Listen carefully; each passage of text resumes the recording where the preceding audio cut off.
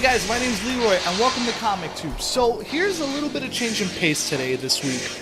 Last October, myself and Anthony and our super producer Lori went to New York Comic Con, and this is what we were up to during that time.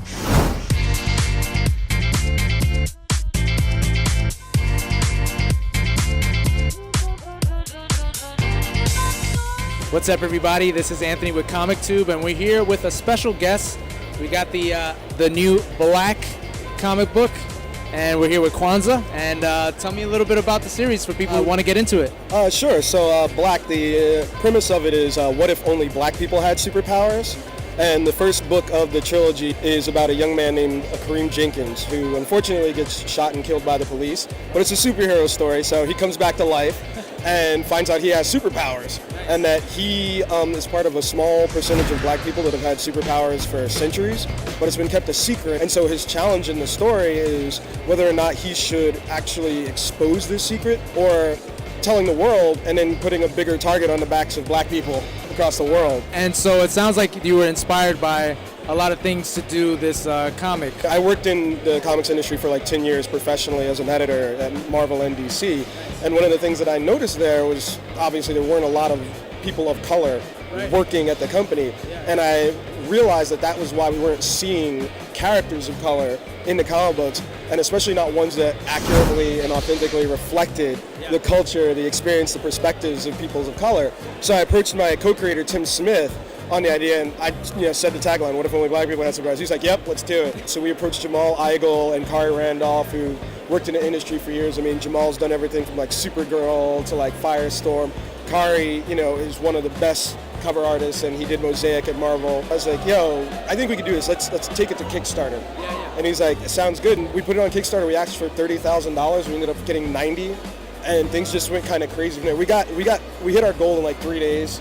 So it's just been this thing that's like kept going and getting traction. I mean, we had a movie offer the day we launched the Kickstarter. Like, it was blowing my mind. Now, what do you tell people that like want to get started into becoming an artist? Well, I mean, one thing's for certain, things changed a lot. You don't have to go to a publisher and get anybody's approval. Like, I think now you just have, so much more power online to reach an audience and tell a story that you want to tell. But yeah, exactly, without having to ask permission. And that's really what a lot of this has been about, because I didn't want to ask a publisher to let me tell a black story. I'm just going to go tell it. Well, thank you so much for talking with us. It's been a pleasure to meet you. Yeah.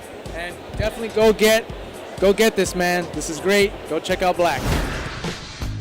And I'm here with the artist of Black, Jamal Igle. How you doing? How's it going, man? And I'm good. How are you? Enjoying Comic-Con? It's a little nuts. It's getting to San Diego level, which is weird. The population is growing. Yeah, it's playing with my claustrophobia a little bit. Now I know that you worked at DC. Yes. And now you're in the independent circuit. Yeah. What was the inspiration to kind of go into the independent market?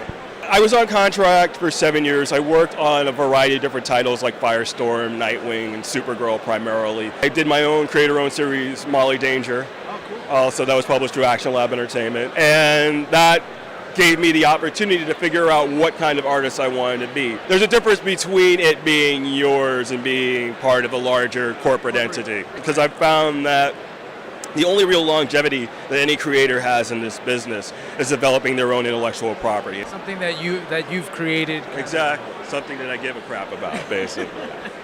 Not that I don't give a crap about other things. No. Anything in Black that you've done that you've kind of they're like, oh wow, okay, that kind of. Well, in issue 6, there's a 20-page fight scene, and anybody who's read Black realizes there's 35, 40 characters. So we broke it down, we worked it out, and it worked out beautifully. Any words of wisdom for any artist out there that kind of wants to jump into this? 2 things. Well, the first thing is that you have to be patient, because any creative endeavor it's a marathon, it's not a sprint. You're not going to get there all in one day. It's going to take you years and years and years. And then the other thing goes along with that same point, is you have to get yourself to a position where you are considered indispensable in this industry.